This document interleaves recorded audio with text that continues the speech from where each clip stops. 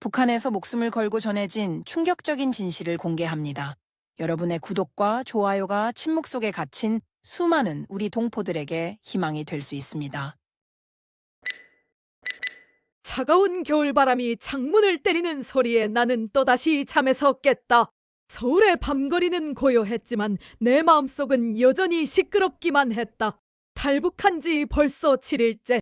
시간은 흘렀지만 그날의 기억은 여전히 생생하다. 아버지의 마지막 모습, 국경을 건널 때의 두려움, 그리고 이곳에 도착했을 때의 복잡한 감정들이 마치 어제 일처럼 떠오른다.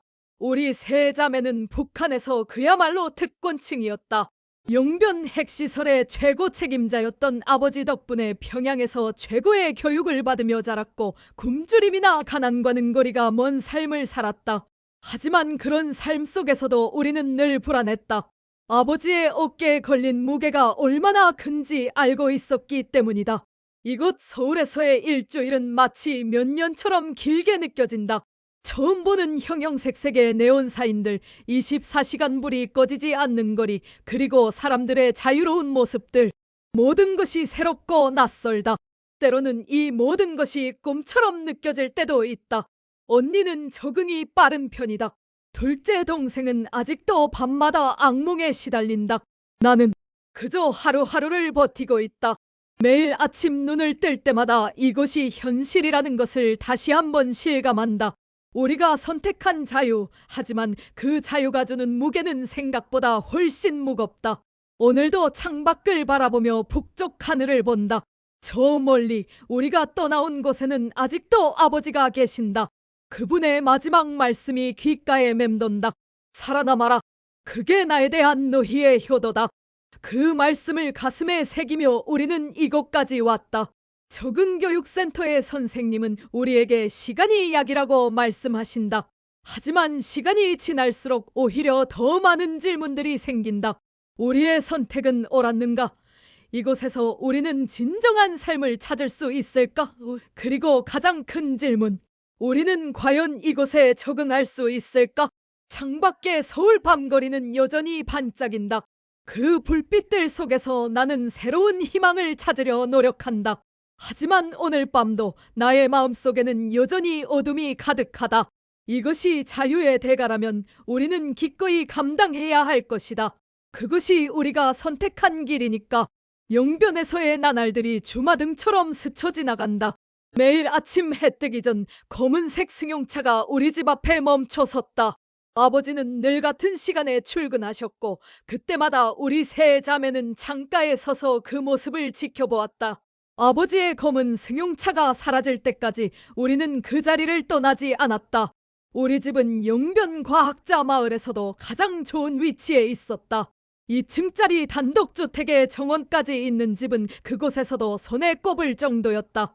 매일 아침 정원에서 피어나는 장미 향기를 맡으며 나는 종종 이런 생활이 영원할 것이라고 착각했다. 어머니는 일찍 돌아가셨다. 내가 10살, 언니가 12살, 동생이 8살 때였다. 그때부터 우리 자매는 서로가 서로의 보호자가 되었다. 아버지는 더욱 바빠지셨고 우리는 더욱 단단해져야 했다. 매일 저녁 식사 시간은 우리 가족의 유일한 대화 시간이었다. 아버지는 그때만큼은 항상 집에 계셨다. 하지만 점점 아버지의 표정이 어두워지는 것을 느낄 수 있었다. 특히 작년 초부터는 더욱 그러셨다. 식사 중에도 자주 전화를 받으셨고 때로는 한밤중에 급하게 시설로 불려가기도 하셨다. 우리는 궁금해하지 않는 법을 배웠다. 아버지의 일에 대해서는 절대 묻지 않았고 들은 것도 본 것도 없는 척하는 게 우리의 일상이었다. 하지만 그 속에서도 우리는 행복했다. 아버지가 주신 안정된 생활, 평양에서의 최고 교육, 그리고 무엇보다 우리 자매가 함께였기에 언니는 김일성종합대학 물리학부를 수석으로 졸업했다. 나는 김책공업종합대학에서 핵공학을 공부했고 막내는 평양외국어대학에서 러시아어를 전공했다. 우리는 모두 아버지의 기대에 부응하기 위해 최선을 다했다. 그것이 우리가 할 수 있는 최선의 효도라고 생각했으니까. 때로는 다른 나라의 이야기를 들을 기회가 있었다. 외국에서 온 과학자들과 함께 일하는 아버지를 통해 우리는 은근히 바깥 세상의 소식을 접할 수 있었다. 하지만 그때까지만 해도 그것은 그저 먼 나라 이야기일 뿐이었다. 우리의 삶이 이렇게 급격히 바뀔 것이라고는 그 누구도 예상하지 못했다. 시간이 흐를수록 아버지의 어깨는 더욱 무거워져만 갔다. 그리고 그 무게는 고스란히 우리 가족의 몫이 되었다. 지금 생각해보면 그때부터였을까? 우리의 운명이 서서히 다른 방향으로 흘러가기 시작한 것은 아버지는 영변 핵시설의 최고 책임자였지만 그것은 곧 최고의 부담감을 의미했다. 매일 아침 출근하실 때면 항상 뒤따르는 검은색 차가 있었고 우리는 그것이 감시를 위한 것임을 알고 있었다. 특권은 곧 구속이었다. 저녁이면 종종 외국 과학자들이 우리 집을 방문했다. 러시아어와 중국어가 오가는 자리에서 우리 자매는 조용히 차를 나르는 역할을 했다. 그들의 대화 내용은 알 수 없었지만 항상 긴장감이 감돌았다. 회의가 끝나고 나면 아버지는 늘 혼자 서재에서 오랜 시간을 보내셨다. 우리 가족의 지위는 확고했다. 평양의 백화점에서 외국 상품을 살 수 있는 특별 매장을 이용할 수 있었고 명절이면 고위 간부들만 받는 특별 공급품이 배달되었다. 하지만 그 특권이 우리를 얼마나 고립시키는지도 잘 알고 있었다. 친구들은 점점 멀어져 갔고 우리는 점점 더 가족끼리만 지내게 되었다. 아버지의 책상에는 항상 두꺼운 서류가들이 쌓여 있었다. 러시아어로 된 기술 문서, 중국어로 된 보고서들, 가끔 실수로 들여다보게 된 서류들은 항상 까맣게 먹으로 지워져 있었다. 모든 것이 기밀이었고 모든 것이 조심스러웠다. 우리 집 전화는 도청되고 있었다. 그건 공공연한 비밀이었다. 그래서 우리는 전화로 진심을 말한 적이 없었다. 주체사상 만세로 시작해서 경애하는 원수님 만세로 끝나는 대화만이 허용되었다. 진짜 할 말은 입모양으로만 전했고 중요한 이야기는 정원에서만 했다. 아버지의 권력은 절대적이었지만 그만큼 자유는 없었다. 외출할 때마다 보고해야 했고 우리가 만나는 모든 사람들이 기록되었다. 평양에 있는 학교에 다닐 때도 우리는 특별 감시 대상이었다. 기숙사 생활조차 혼자만의 방이 주어졌고 그것은 특혜가 아닌 감시를 위한 것이었다. 점차 아버지의 표정에서 피로감이 짙어졌다. 특히 작년 가을부터는 한숨 소리가 잦아졌다. 매일 밤 아버지의 서재에서는 불빛이 새어나왔고 가끔 들리는 한숨 소리에 우리는 가슴이 아팠다. 하지만 물어볼 수도 위로할 수도 없었다. 우리가 가진 특권은 양날의 검이었다. 그것은 우리를 보호하는 동시에 올가매는 족쇄였다. 그리고 그 족쇄는 점점 더 단단해져만 갔다. 지금 생각해보면 그때 우리는 이미 폭풍전야를 살고 있었던 것이다. 그날은 평소와 다름없는 겨울날이었다. 아버지가 출근하신 후 나는 평소처럼 서재 청소를 하고 있었다.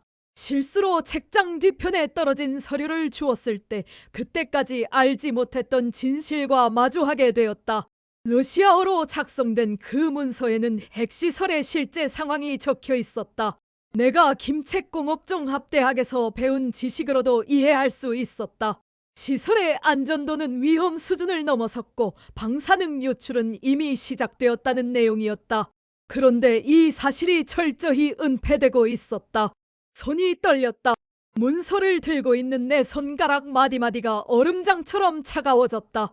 그동안 아버지가 왜 그렇게 근심에 차 있었는지, 왜 밤마다 한숨 쉬셨는지 이해할 수 있었다. 이건 단순한 업무적 스트레스가 아니었다. 며칠 후 또 다른 충격적인 사실을 알게 되었다. 우연히 아버지의 전화통화를 엿듣게 된 것이다. 러시아 측에서 안전 문제를 지적하며 시설 폐쇄를 요구했지만 상부에서는 오히려 가동률을 높이라는 지시를 내렸다는 내용이었다. 그날 이후 아버지의 행동이 달라졌다. 갑자기 우리에게 러시아어와 중국어 공부를 더 열심히 하라고 하셨다. 평소 꼼꼼하던 분이 서류를 어질러 넣기 시작했고 전에 없던 실수들을 하기 시작했다. 마치 의도적인 것처럼 보였다. 어느 날 저녁 아버지는 처음으로 우리에게 핵시설의 실상을 이야기하셨다. 방사능 유출로 인근 주민들의 건강이 위협받고 있다는 것, 이대로 가다간 대형 사고가 날 수 있다는 것, 하지만 이 모든 것이 은폐되고 있다는 사실을 우리는 처음으로 아버지의 눈물을 보았다. 강직하기만 하던 아버지가 흐느끼며 말씀하셨다. 내가 책임자로 있으면서 이런 일에 침묵하는 것이 가장 큰 죄악이구나. 그날 밤 우리 가족의 운명이 바뀌기 시작했다. 서서히 이상한 낌새가 보이기 시작했다. 평소보다 감시가 더 삼엄해졌고 외국 과학자들과의 회의도 줄어들었다.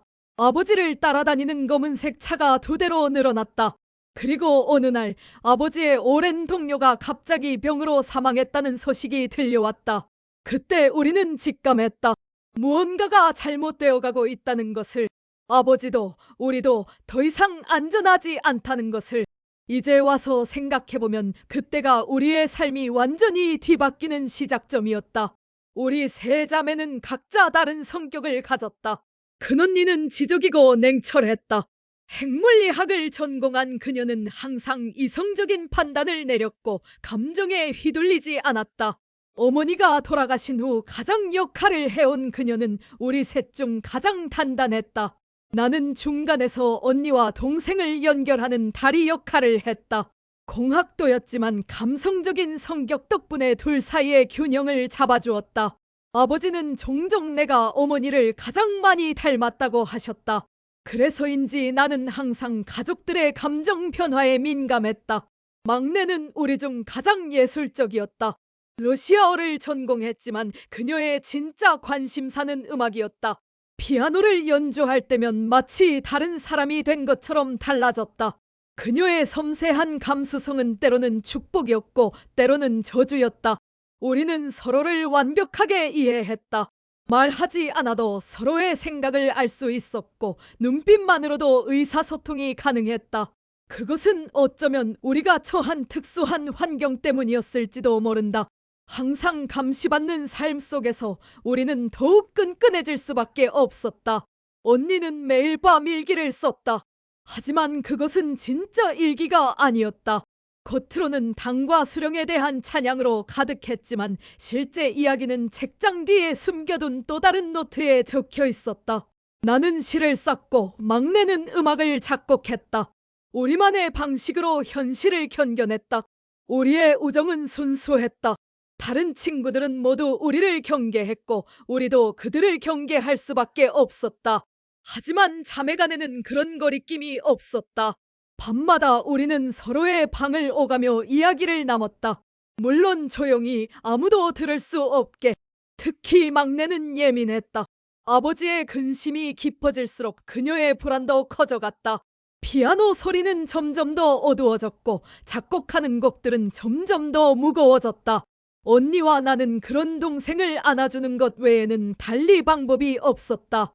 우리는 서로에게 힘이 되어주었다. 누군가가 흔들릴 때면 나머지 둘이 받쳐주었고 누군가가 울 때면 나머지 둘이 위로해주었다.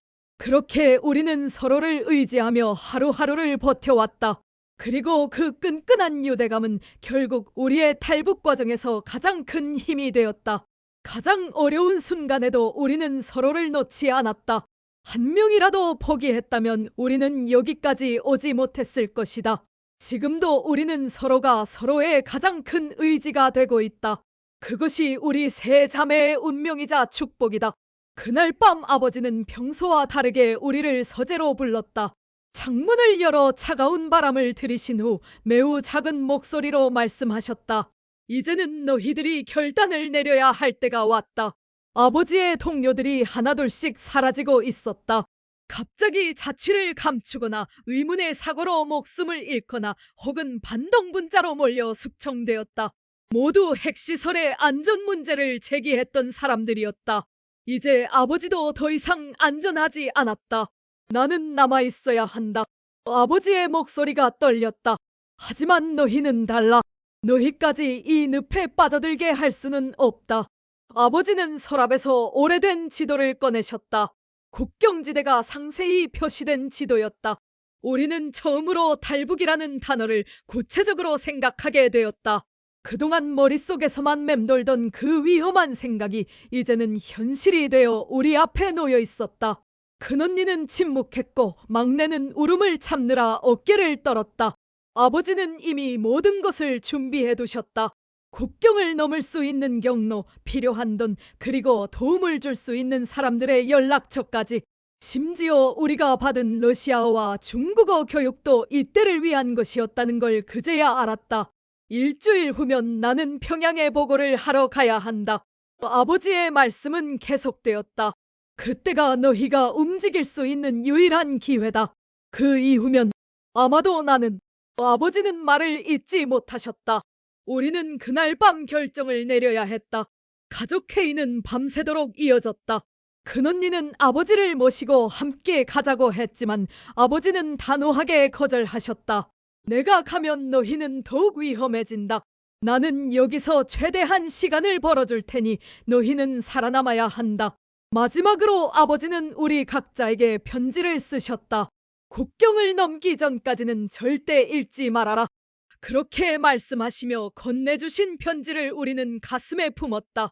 그것이 아버지의 마지막 말씀이 될 수도 있다는 것을 직감했다. 일주일, 우리에게 주어진 시간은 그것뿐이었다. 그 짧은 시간 동안 우리는 새로운 삶을 위한 모든 준비를 해야 했다. 평생 살아온 곳을 떠나 알지 못하는 세상으로 떠나야 했다. 그것은 우리 인생에서 가장 중대한 결정이었다. 탈북 준비는 철저한 비밀 속에서 이루어졌다. 우리는 평소와 똑같은 일상을 보내는 척해야 했다. 의심을 살 만한 어떤 행동도 해서는 안 됐다. 하지만 그 평범한 일상 속에서 우리는 치밀하게 계획을 세워나갔다. 큰언니는 필요한 물품들을 준비했다. 겨울 옷가지들, 간단한 식량, 그리고 무엇보다 중요한 돈. 아버지가 준비해두신 달러와 위안화를 속옷 안감에 꿰매 넣었다. 언니의 꼼꼼한 성격이 빛을 발하는 순간이었다.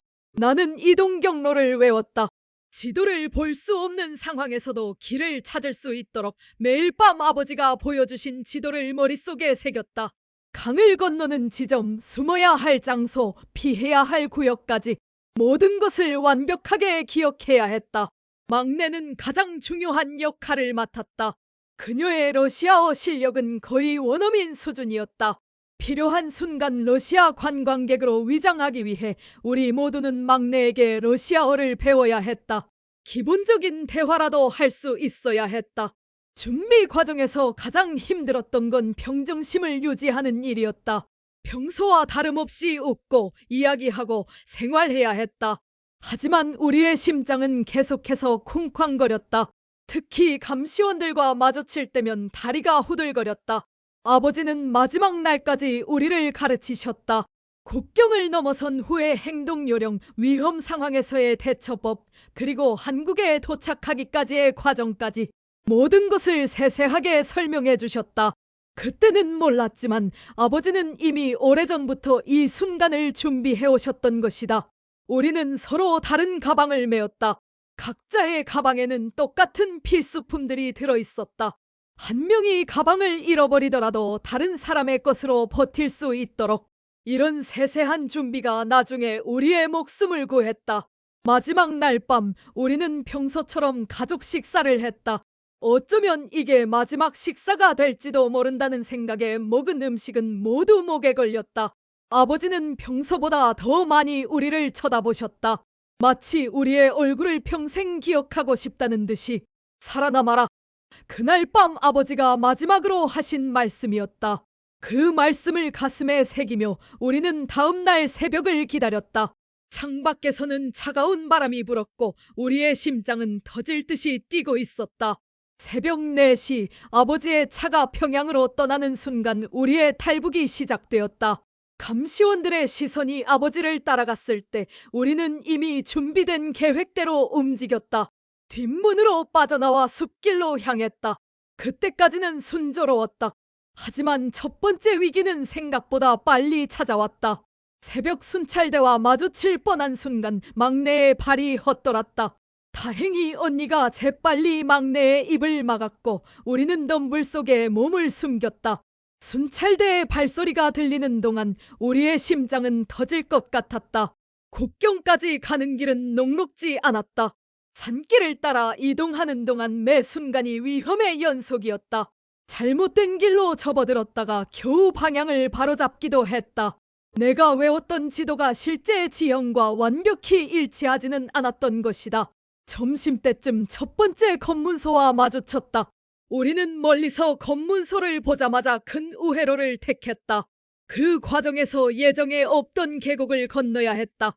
겨울이라 물은 얼어 있었지만 얼음이 깨질까 두려워 숨도 제대로 쉬지 못했다. 해가 저물어갈 무렵 예상치 못한 상황이 벌어졌다. 멀리서 군용 트럭 소리가 들린 것이다. 다행히 우리는 재빨리 눈 속에 몸을 숨길 수 있었다. 하지만 그 과정에서 막내의 가방이 눈 속에 파묻혔다. 찾으려 했지만 시간이 없었다. 밤이 되자 기온이 급격히 떨어졌다. 막내는 가방을 잃어 여분의 옷이 없었다. 우리는 서로의 체온을 나누며 추위를 견뎌야 했다. 그날 밤 우리는 한시도 제대로 잠들지 못했다. 수시로 주변을 살피며 경계를 늦추지 않았다. 새벽이 되어서야 우리는 마지막 관문인 강가에 도착했다. 이제 저 강만 건너면 중국이었다. 하지만 강가에는 예상보다 훨씬 많은 경비병들이 있었다. 우리는 다시 한번 은신처를 찾아 몸을 숨겼다. 그렇게 하루가 더 지났다. 식량은 거의 바닥났고 체력도 한계에 달했다. 하지만 우리에겐 선택의 여지가 없었다. 뒤로 돌아갈 수는 없었다. 아버지의 마지막 말씀을 떠올리며 우리는 서로를 다독였다. 저녁이 되어서야 기회가 왔다. 교대 시간에 잠시 생긴 틈을 노려 우리는 강으로 향했다. 얼음이 살짝 녹아있어 물소리가 날까 두려웠지만 다행히 바람소리가 그 소리를 덮어주었다. 그렇게 우리의 첫 번째 도전이 시작되었다. 중국에 도착한 첫날은 비현실적이었다. 강을 건너자마자 우리는 한동안 그저 숨만 쉬었다. 살았다는 안도감과 동시에 더 큰 공포가 밀려왔다. 이제 우리는 진짜 도망자가 된 것이다. 브로커를 만나기로 한 장소까지는 걸어서 3시간. 우리는 아버지가 가르쳐 주신 대로 흩어져서 걸었다. 서로 모르는 사람처럼 행동하라는 게 아버지의 지시였다. 하지만 막내가 자꾸 뒤처져서 걱정이었다. 탈진 직전이었다. 첫 번째 브로커는 조선족이었다. 그는 우리를 보자마자 인상을 찌푸렸다. 이런 귀한 손님들을 일하며 비아냥거렸다. 그의 눈빛에서 위험을 감지했다. 언니가 재빨리 상황을 파악하고 다른 브로커를 요구했다. 아버지가 준비해둔 백업 플랜이었다. 두 번째 브로커를 만나기까지 우리는 창고에 숨어 있어야 했다. 쥐들이 돌아다니는 곳이었지만 그마저도 감지덕지였다. 12시간을 그곳에서 보내는 동안 우리는 처음으로 아버지가 주신 편지를 읽었다. 세 자매 모두 눈물바다가 되었다. 새로운 브로커는 좀 더 신뢰할 만했다. 그는 우리를 작은 농가로 데려갔다. 그곳에서 우리는 처음으로 제대로 된 식사를 할 수 있었다. 하지만 마음을 완전히 놓을 수는 없었다. 창문 밖에서 들리는 발자국 소리에도 가슴이 덜컥 내려앉았다. 이동은 밤에만 이뤄졌다.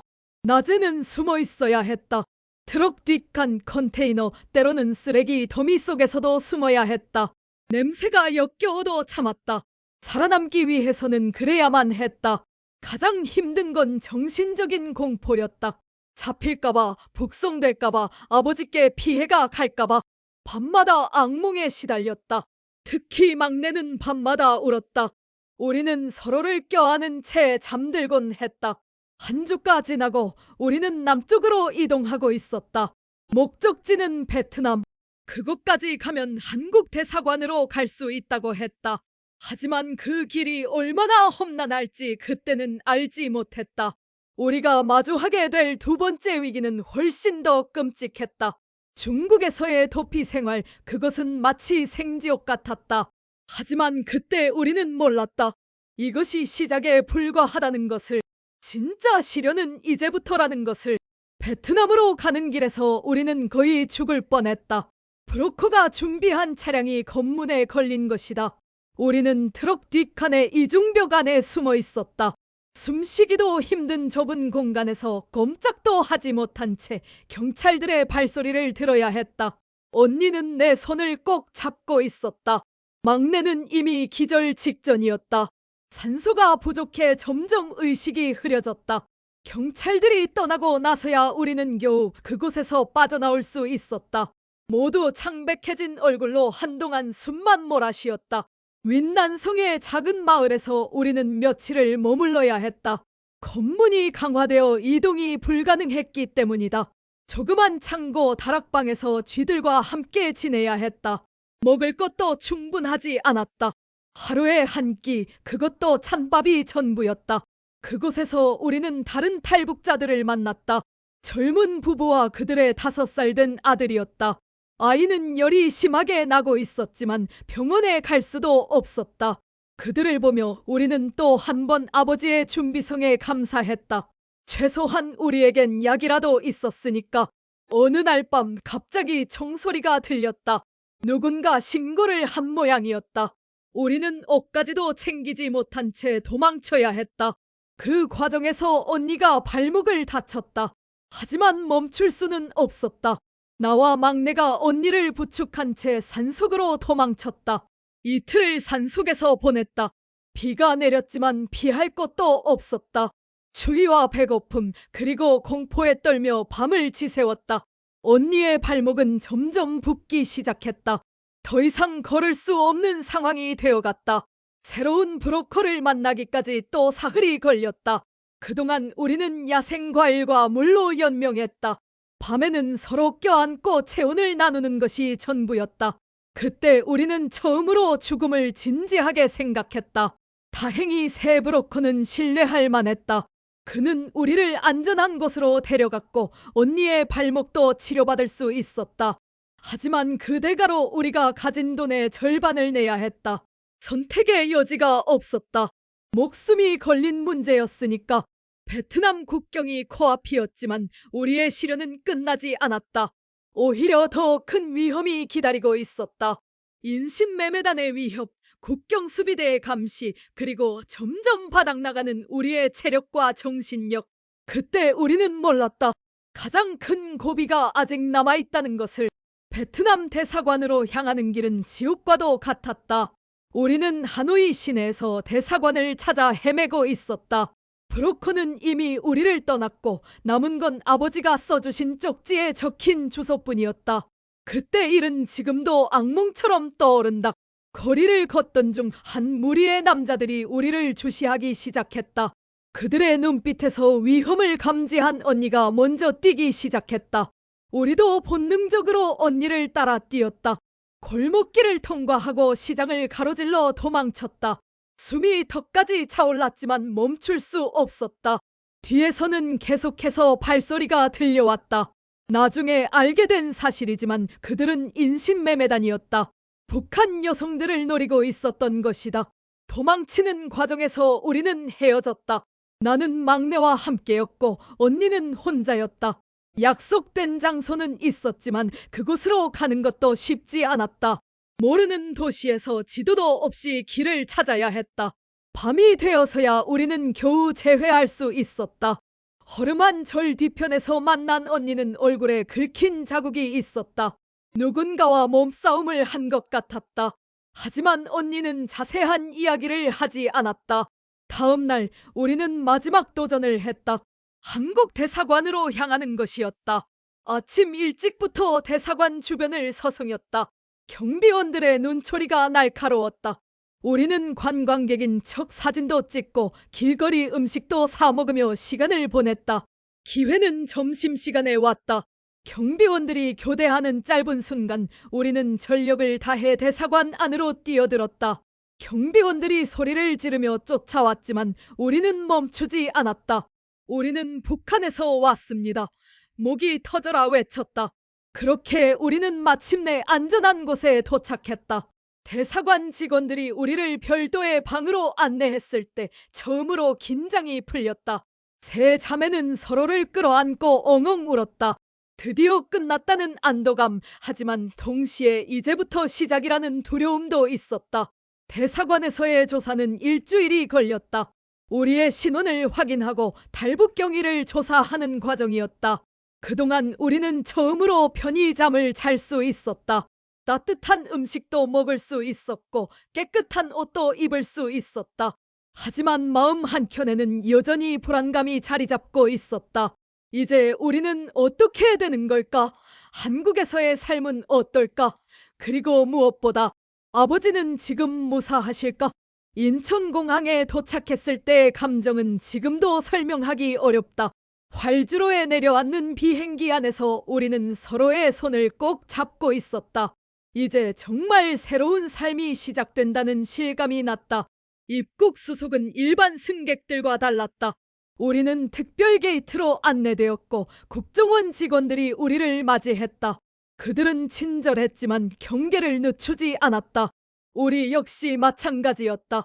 북한에서의 생활이 만들어준 본능이었다. 하나원으로 향하는 차 안에서 처음으로 서울의 야경을 보았다. 끝없이 이어지는 불빛들, 높이 솟은 빌딩들, 그리고 거리를 가득 메운 자동차들. 모든 것이 낯설고 두려웠다. 막내는 차창에 얼굴을 붙이고 계속해서 풍경을 바라보았다. 하나원에서의 교육이 시작되었다. 남한 사회 적응 교육, 컴퓨터 교육, 직업 훈련. 매일이 새로운 도전이었다. 언니는 빠르게 적응했지만 나와 막내는 여전히 혼란스러웠다.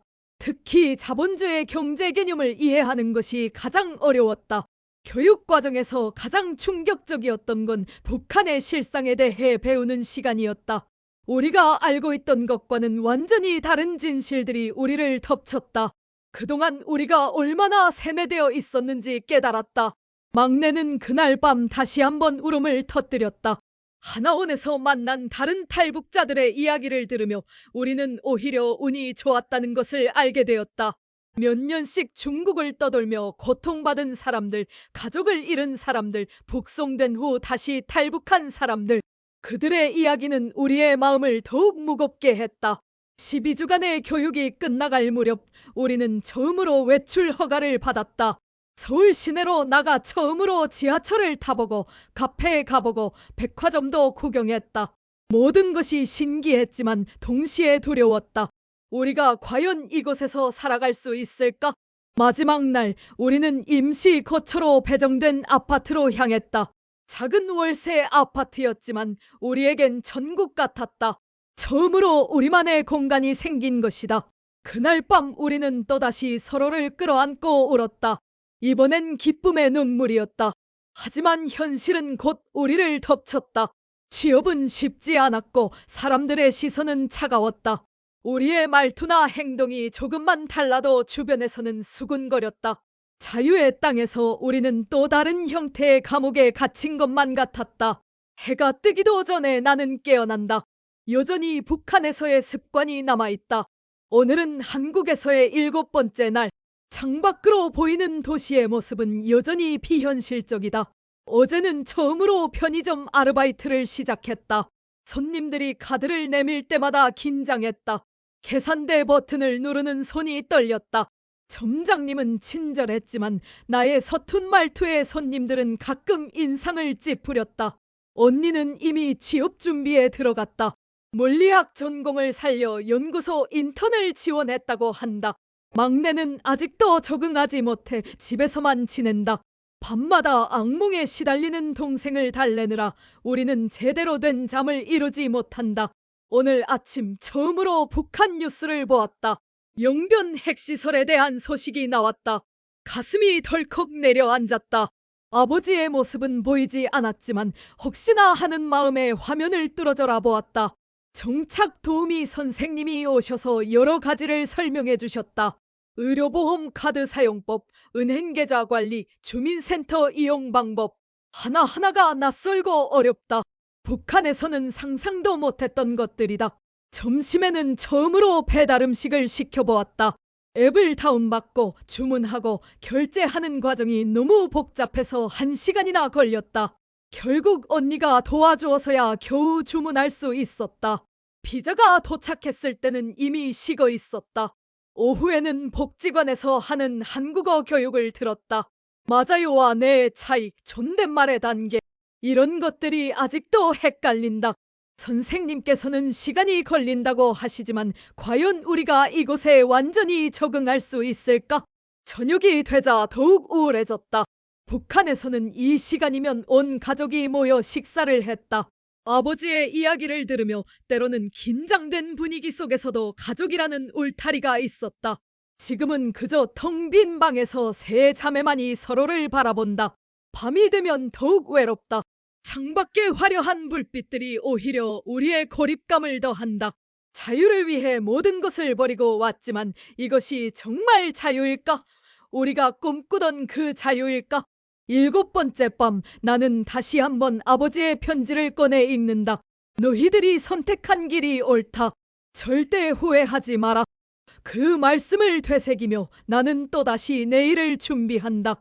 이곳에서의 새로운 하루를 위해. 도착한 지 7일째 되는 날, 나는 처음으로 큰 실수를 했다. 편의점에서 손님이 여기 카드 됩니까? 라고 물었을 때 나도 모르게 됩니다라고 대답했다. 순간 주변이 조용해졌다. 손님은 어색한 표정으로 카드를 내밀었고 나는 그대로 도망치듯 휴게실로 들어가 울었다. 언니는 연구소 인턴 면접에서 탈락했다. 이유는 의사소통의 어려움이었다. 최고의 실력을 가진 언니였지만 말투 하나 때문에 기회조차 얻지 못했다. 그날 밤 언니는 처음으로 한국행을 후회한다고 말했다. 막내는 여전히 밖에 나가기를 거부한다. 창문을 열어두는 것조차 거부하고 커튼을 항상 닫아둔다. 누가 우리를 감시하고 있을지 모른다는 말만 반복한다. 트라우마 치료가 필요하다고 하지만 그럴 만한 여유가 없다. 우리의 통장 잔고는 바닥을 보이고 있다. 정부 지원금으로는 월세를 내기도 빠듯하다. 편의점 아르바이트로는 생활비를 감당하기 어렵다. 언니는 이제 단순 노동이라도 하겠다고 한다. 북한에서의 엘리트 생활은 이제 먼 꿈이 되어버렸다. 저녁 뉴스에서는 북한의 식량난을 보도했다. 고향 생각이 났다. 우리가 누리던 특권층의 살 뒤에 숨겨진 일반 주민들의 고통을 이제야 제대로 알게 되었다. 죄책감이 밀려왔다. 밤이면 악몽에 시달린다. 국경을 건너던 순간, 쫓기던 순간, 아버지의 마지막 모습. 모든 것이 꿈에서 되풀이된다. 잠에서 깨면 항상 식은땀이 흐른다. 세 자매 모두 같은 증상이다. 우리는 서로에게 강한 척한다. 하지만 각자의 방에서 몰래 우는 소리가 들린다. 자유를 위해 선택한 길이지만 그 자유가 주는 무게는 생각보다 훨씬 무겁다. 정착 도우미 선생님은 시간이 약이라고 하신다. 하지만 시간이 지날수록 오히려 더 힘들어지는 것 같다. 처음에 설렘은 사라지고 현실의 벽이 높아만 간다. 오늘도 나는 아버지의 편지를 읽는다. 구겨지고 바랜 종이에 쓰인 글씨를 더듬으며 우리의 선택이 옳았다고 스스로를 위로한다. 하지만 마음 한구석에서는 여전히 의문이 남는다. 이것이 정말 우리가 원하던 삶일까? 어젯밤 막내가 마침내 폭발했다. 갑자기 짐을 싸기 시작하며 돌아가자를 반복했다. 불가능한 일이라는 걸 알면서도 그 순간만큼은 우리도 동요했다. 특히 내가 패닉 상태의 막내를 말리는 동안 언니의 눈빛에서도 동요가 느껴졌다. 우리가 그토록 갈망하던 자유는 이런 것이 아니었다. 북한에서는 신분제약 속에서도 우리만의 자부심이 있었다. 여기서는 자유롭지만 끊임없이 열등감에 시달린다. 말투만 들어도 우리를 다른 사람으로 보는 시선들. 그 차별은 생각보다 훨씬 더 뼈아프다. 정착지원금으로 산 스마트폰으로 유튜브를 보다가 충격을 받았다. 북한 관련 영상에 달린 댓글들이 우리를 더욱 우울하게 했다. 북한 사람들은 다 세뇌됐다. 통일되면 세금 부담만 늘어난다 같은 말들이 마음을 후벼팠다. 오늘 아침 처음으로 가족회의를 했다. 더 이상 이렇게는 살 수 없다는데 모두가 동의했다. 언니는 본인의 실력을 증명하기 위해 자격증 공부를 시작하기로 했다. 나는 말투 교정을 위해 스피치 학원을 알아보기로 했다. 막내는 우선 심리상담을 받아보기로 했다.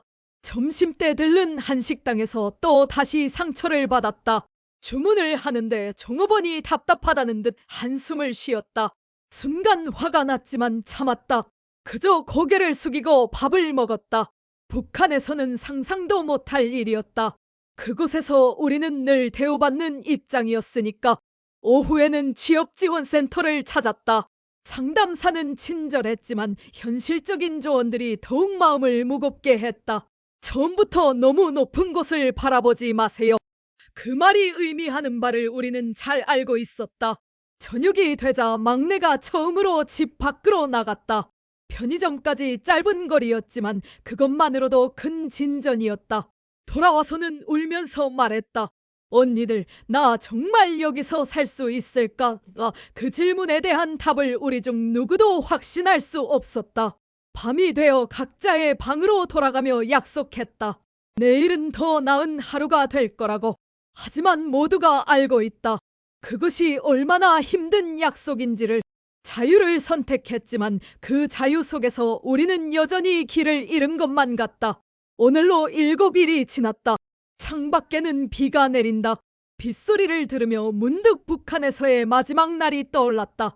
그때도 이렇게 비가 내렸다. 탈북 과정에서 잃어버린 아버지의 사진을 떠올리며 가슴이 먹먹해진다. 아버지는 지금 무사하실까? 우리가 떠난 후 어떤 일을 겪으셨을까? 알 수 없다는 게 가장 큰 고통이다. 언니는 오늘도 취업 사이트를 뒤적인다. 북한에서의 화려한 이력은 여기서 아무런 의미가 없다. 새 이력서를 쓰면서 언니의 손이 떨린다. 20년의 삶을 어떻게 한 장의 종이에 담을 수 있을까? 막내는 오늘 처음으로 심리 상담을 받았다. 돌아와서 한참을 울었다. 상담사가 트라우마 치료가 필요하다고 했단다. 하지만 그런 치료를 받을 만한 경제적 여유가 없다. 우리는 그저 서로를 끌어안고 울 수밖에 없었다. 저녁 식사는 라면으로 때웠다. 북한에서는 상상도 못했던 초라한 식사지만 이제는 이것이 우리의 일상이 되었다. 그래도 숟가락을 들며 서로를 위로한다. 이것도 지나갈 거야. 내일이면 편의점 아르바이트 첫 월급을 받는다. 턱없이 부족한 금액이지만 그래도 이곳에서 번 첫 돈이라는 의미가 있다. 언니는 그 돈으로 우리 모두 미용실에 가자고 한다. 새로운 시작을 위해서라도 머리 모양이라도 바꿔보자고. 밤이 깊어가는데 잠이 오지 않는다. 옆방에서는 여전히 막내의 흐느끼는 소리가 들린다. 언니 방에서는 타자치는 소리가 멈추지 않는다. 모두 각자의 방식으로 불안과 싸우고 있다. 창밖 서울의 밤거리는 여전히 화려하다. 하지만 그 불빛들이 우리에겐 아직 차갑게만 느껴진다. 이곳에서 우리는 여전히 이방인이다. 자유를 찾아왔지만 그 자유 속에서 우리는 새로운 형태의 감옥을 마주하고 있다. 시계가 자정을 가리킨다. 이제 8일째가 시작된다. 내일은 과연 어떤 시련이 우리를 기다리고 있을까? 두렵지만 우리는 또다시 아침을 맞이할 것이다. 그것이 우리가 선택한 자유의 대가니까. 오늘 아침 우리는 처음으로 뉴스에서 아버지에 대한 소식을 들었다. 영변 핵시설의 전 최고 책임자가 숙청되었다는 짧은 보도였다. 우리의 가슴이 무너져 내렸다. 막내는 그 자리에서 기절했다. 언니는 벽을 치며 울었다. 나는 그저 멍하니 TV를 바라보았다. 우리가 선택한 자유의 대가가 이렇게 크게 다가올 줄은 몰랐다. 정착도우미 선생님이 급히 찾아오셨다. 우리의 신변 보호를 위해 당분간 이사를 해야 한다고 했다. 북한에서 우리를 찾고 있을지 모른다는 것이다. 다시 도망자가 된 기분이다. 오후 새로운 거처로 이동하는 차 안에서 우리는 말이 없었다. 각자의 마음속에는 같은 생각이 맴돌고 있었다. 우리의 선택이 정말 옳았을까? 하지만 이제 와서 후회한들 무슨 소용이 있을까? 새로 옮긴 곳은 더 작은 원룸이다. 세 자매가 겨우 누울 수 있는 공간. 하지만 이마저도 감사해야 한다고 스스로를 다독인다. 적어도 우리는 아직 살아있으니까. 저녁이 되자 막내가 다시 열병을 앓기 시작했다. 응급실에 가고 싶었지만 병원비가 걱정되어 참았다. 그저 약국에서 산 해열제로 버텨보기로 했다. 북한에서는 상상도 못할 현실이다. 언니는 오늘 모든 취업 지원을 취소했다. 이제는 신분이 노출될까봐 두렵다고 한다. 나도 편의점 아르바이트를 그만두어야 할 것 같다. 우리는 다시 숨어 살아야 하는 신세가 되었다. 밤이 되어 세 자매는 작은 방바닥에 나란히 누웠다. 마치 국경을 넘던 그날처럼 서로의 온기를 느끼며 우리는 말없이 울었다. 아버지에 대한 죄책감, 미래에 대한 두려움, 그리고 끝없는 후회가 밀려온다. 하지만 우리는 알고 있다. 이제 돌아갈 수 없다는 것을. 아버지의 마지막 말씀처럼 우리는 살아남아야 한다. 그것이 지금 우리가 할 수 있는 유일한 효도일 것이다. 창밖에서는 여전히 도시의 소음이 들려온다. 그 속에서 우리는 또다시 내일을 준비한다. 비록 더 작아진 공간에서 더 큰 두려움과 함께 살아가겠지만 그래도 우리는 함께니까